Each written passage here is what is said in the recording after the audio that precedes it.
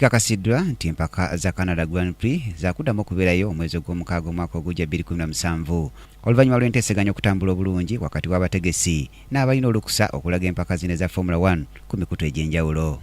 Bombi batuuse ku nzikiziganya empaka zino ziddemu okubeerawo era nga ziteereddwa ne kalenda y'omwaka ogujja 2017 ekiseera okuli eza Brazil n'eza Germany. Yabuvuddeko abakuli empaka za Formula 1 bavayo ne bategeeza nga empaka zino bwe zigenda okuyimirizibwa okumala akaseera kisobozese ekifo awavugirwa obumotoka buno mu ggwanga lya Canada ekya Montreal okusobola okuddaabirizibwa olw'ensonga nti kiri mu mbeera mbi ddala. Wabula meeya w'ekibuga kya Montreal Denis Coderre avuddeyo n'akakasa ng'ayita ku mukutu gwa Twitter nti empaka zino za kubeerayo omwaka ogujja 2017. Wabula bino bijjidde nga bannansi b'eggwanga lya Canada bawagira omuzannyo guno gwa Formula 1 bali mu kwetegekera ebikujjuko eby'okuweza emyaka 5 omwaka ogujja ogwa 2017 bukyanga empaka zino zitandikibwawo mu ggwanga lino.